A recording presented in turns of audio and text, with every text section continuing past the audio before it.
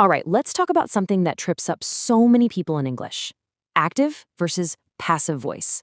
And look, this isn't going to be some boring grammar lesson about dusty old rules. No, this is all about a choice. A really important choice you make every single time you speak or write.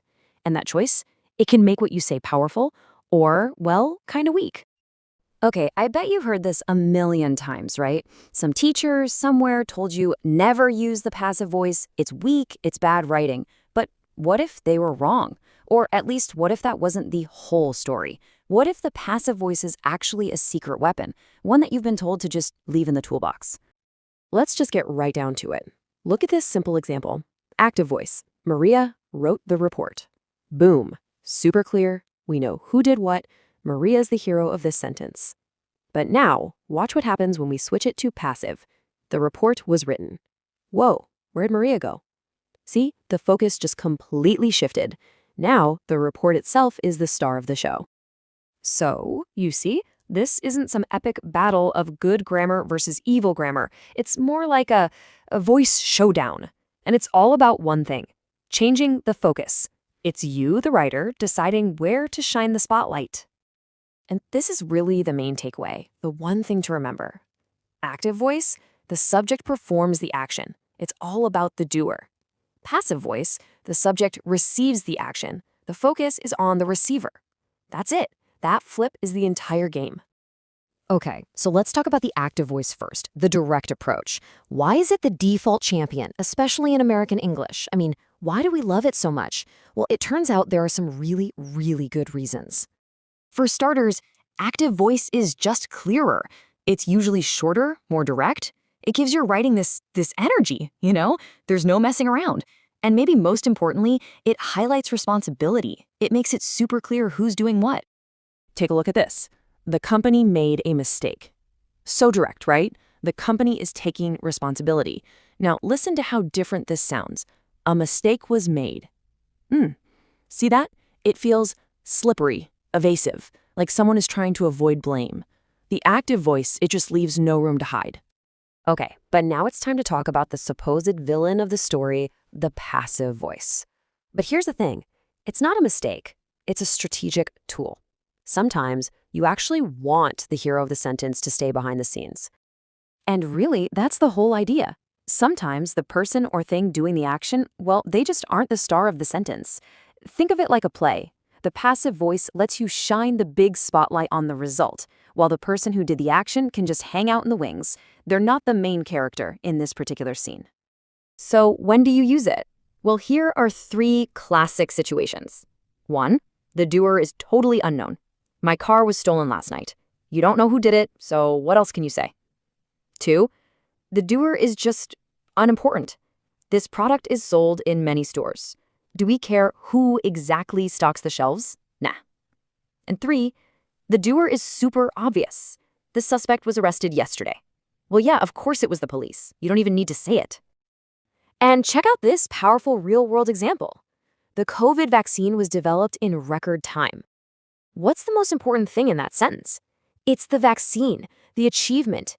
The passive voice lets us put that amazing discovery front and center, right where it belongs. So you might be wondering, how do you actually make a passive sentence? It's actually a pretty simple formula. You start with an active sentence, like the teacher explains the rules. Find the object, that's the rules. Now you just slide that object over to the front so it becomes the new subject. Then you add the right form of be and the past participle.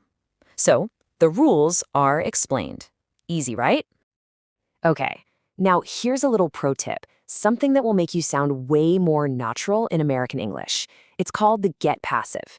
Basically, in casual conversation, we often use get instead of be. It's especially common for things that are kind of sudden or unexpected. And you hear this everywhere once you start listening for it. People get fired, they get hurt, they get married. Someone's bike gets stolen. It just sounds more natural, more conversational than saying was married or was stolen. It's the go-to choice for everyday speech. All right, you've got the basics down. Time for a rapid-fire training round. Let's talk about the common mistakes people make so you can avoid them and use these voices like a total pro. First up, pitfall number 1, trying to force a verb into the passive voice when it just won't fit. See, for a verb to go passive, it needs an object, something to receive the action. Verbs like arrive or sleep, there's no receiver. You can't be arrived. It just doesn't work. So you'd never say he was arrived. It's just he arrived. Okay, pitfall number 2, messing up the tense. This is a big one. In a passive sentence, that little verb be does all the heavy lifting.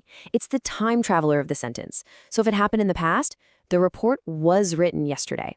Get it? Be has to match the time. And number 3, oh, this one is a classic, especially in essays. People think using the passive voice makes them sound more academic or formal, but when you overuse it, it just sounds weak and kind of vague. So instead of saying something like, it is believed that, just be direct. Say who believes it. Researchers argue, or critics suggest. See? So much stronger. All right, so we've looked at both sides. We've seen the power of the direct, active voice and the strategic use of the passive. Now let's bring it all home. This is your final decision-making guide, your cheat sheet for choosing wisely. So here you go, a simple 3-step checklist. Every time you write, just ask yourself these questions. 1. Is the doer important and known? If the answer is yes, stick with active. 2. Is the thing receiving the action actually more important? If yes, then hey, passive is a great choice. And 3. Is the doer unknown, unimportant, or maybe it's a sensitive topic? If so, passive is probably your best bet. So what's the big takeaway here? It's that this isn't about right or wrong grammar. It's about strategy. Active and passive are 2 different tools in your toolkit, each with its own job. So from now on, you're not just a writer, you're a strategist.